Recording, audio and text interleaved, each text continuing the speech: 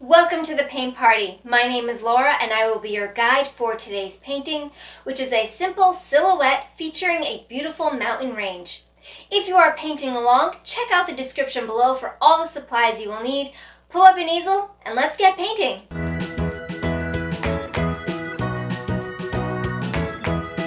Mix a large scoop of titanium white with a small drop each of chrome yellow and bright red to make a light peachy color. Use a 3/4 inch flat brush to fill in the top half of the canvas. Brush from left to right and work your way down a few inches. If the paint needs help sliding across the canvas, a bit of water may be added to the paint. Continue to work your way down the canvas, picking up more white on your brush as you go.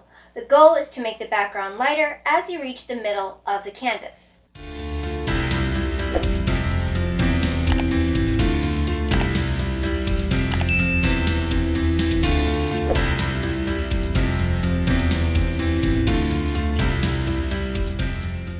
Once the background has been filled in, clean your brush, set it aside, and let your canvas dry before moving on to the sun and mountains.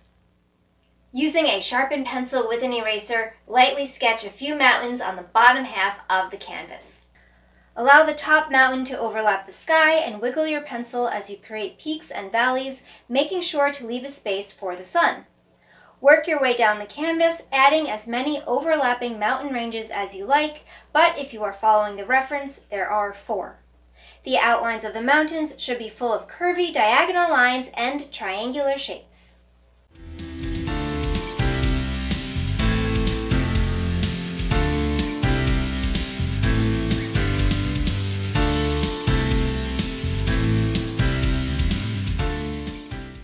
Add a semicircle to the top of the mountains for the sun, and it's time to paint.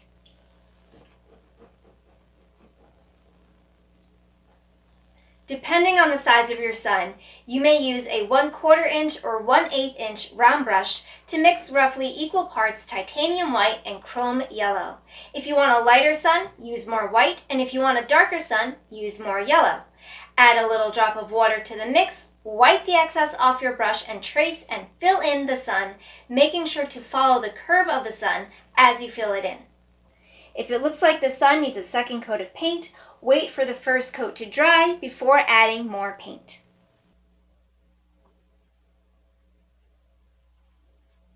Clean your brush, get a fresh cup of paint water, and allow the sun to dry before painting the blue mountain underneath it.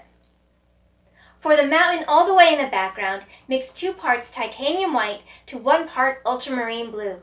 The exact shade of blue is not so important as making sure each subsequent mountain is darker than the previous one. Use a 1/4 inch round brush to trace along the top mountain range. Give that brush a bit of a twist and a wiggle in your fingers to help create a more organic, uneven, rocky outline. Continue to use the same brush and paint to fill in the top mountain. As you fill it in, make sure to follow the diagonals and curves of the mountain range. Don't worry about how it looks along the bottom, as this will be cleaned up when we paint the next mountain. As with the sun, if a second coat of paint is needed, wait for the paint to dry before adding another coat. For the second mountain, use the same brush to mix equal parts titanium white and ultramarine blue. If it's not much darker than the first mountain, add some more blue. Mix a drop of water in with the paint, wipe the excess off your brush, and trace and fill in the second mountain. Don't forget to twist and wiggle that brush as you trace along the outline.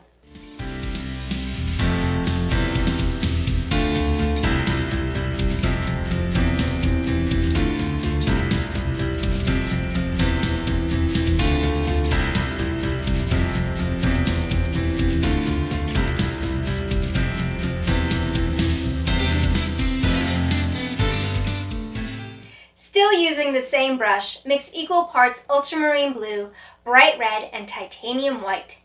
Add an extra scoop of blue to make it darker, a drop of water if needed, wipe the excess off your brush, and trace along the top of the next mountain.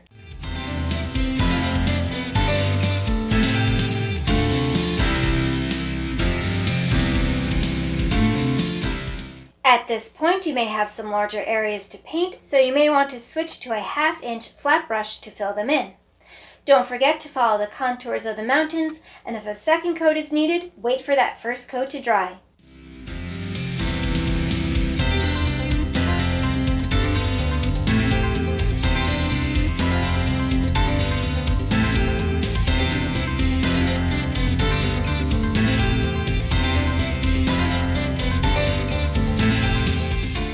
For the fourth and final mountain, mix 2 parts bright red to 1 part ultramarine blue with about half the amount of titanium white.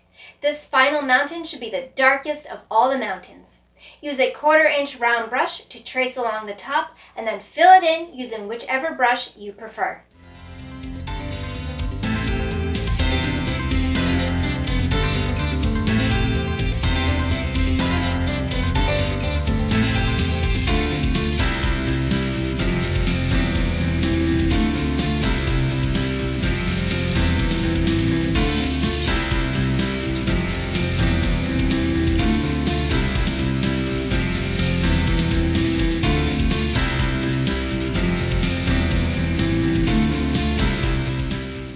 Once all the mountains have been painted, all we need are a few final details. Take a moment to touch up the edges of the mountains or to add a second coat where needed.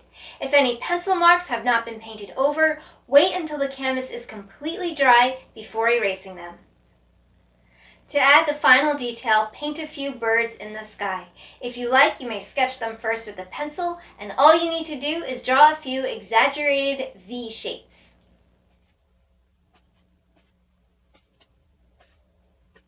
Using a 1/16-inch round brush, mix a drop of water in with your black paint.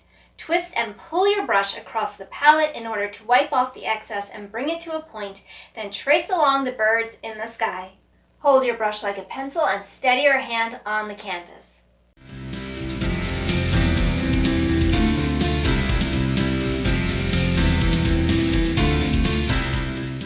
And that is the final detail based on our reference. Feel free to add any other details you like, but the final step is, of course, to sign your name.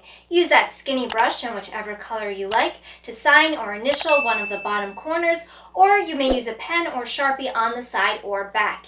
Either way, take credit for your work, and if you are inclined to post to Instagram, please tag me at Tiny Artwork so I can see all your beautiful paintings. Thank you for painting with me. I hope you had a great time and will join me again. And until then, happy painting!